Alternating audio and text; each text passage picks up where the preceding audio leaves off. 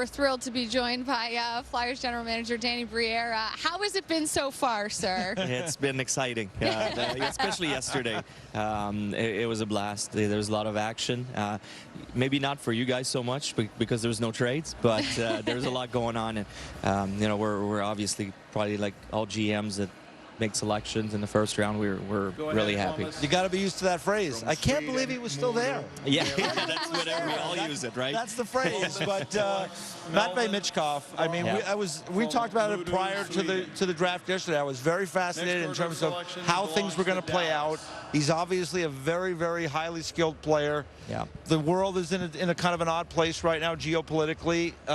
You guys, very stealth. You got him in. You talked to him. Yeah. What sold you on making him the pick? Because I love it for your organization. Yeah, he came in and we had a small group where we first met with him, and when he left we were blown away by how much he wanted to be a Flyer, how much he told us he wanted to play in the NHL, how his dream of winning a Stanley Cup was, and we said we got to meet him again and include the whole organization to get everybody on board. And again, he came back for a second interview and it was the same thing. He just blew all our scouts away, everybody that was involved in a bigger group, and we left and we felt comfortable that if he fell at 7, and there's still no guarantee that he would be there. Yeah.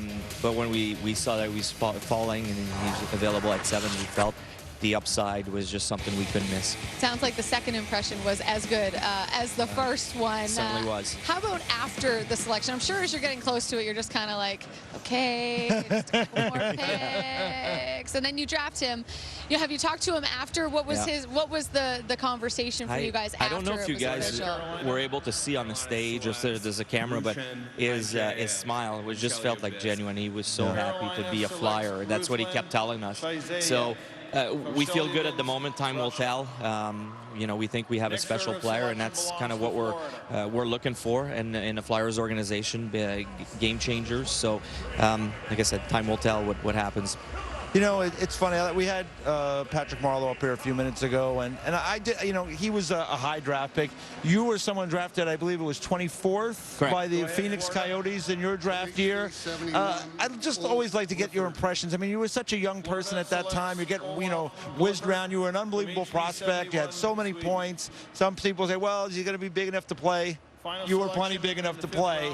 But what's it like now, a couple of decades later, to be in this role and to watch these young kids again? Yeah, it's the toughest part is not to find really the talent, but to find the passion in the kids. Who has the passion to go above and beyond to become an NHL player? That's probably the toughest part for our scouts when you're projecting 5, 6, 7 years ahead. Yeah. How do you measure intangible things like that you don't necessarily see on the score sheet? Because you had that. Because you had that. There was probably a lot of discussions about you as a young player. He's got all the points. He's got a lot of skill. Yeah. This is a hard league. He's not the biggest guy. Does he have that inside to do it? And you probably had to prove that to those players, to those people who drafted you, and then throughout your career. I think in scouting, that's why seeing the live views on the players are so important, because the video you can see different things, but the live viewing you can see behind the play, his interaction on the bench with the coaches, with his teammates, when the game is over, in warm-up. So you try to pick up on those little things that sometimes can be hints and the type of person they are also. But it's not an easy thing to do. Yeah, body language after a good shift versus after a bad shift, etc. We just showed some of the selections on the screen there. And we saw Cole Knuble on that list. So you have a special connection to that player, I would imagine. Care to elaborate at all? Yeah, and it's pretty cool because we saw Cole around the rink growing up. That's got to feel a little weird for you. So no, it's pretty cool. We're excited to bring Cole and the Knuble family. I asked him to get his old relics back, find him somewhere in the basement. So we're excited to have the chance to have him on our team. And you can see the bloodlines. You also took Oliver Bonk in the first round, a defenseman. I believe it was 22nd overall. I mean, let's face it. We've seen this play out now time and time again.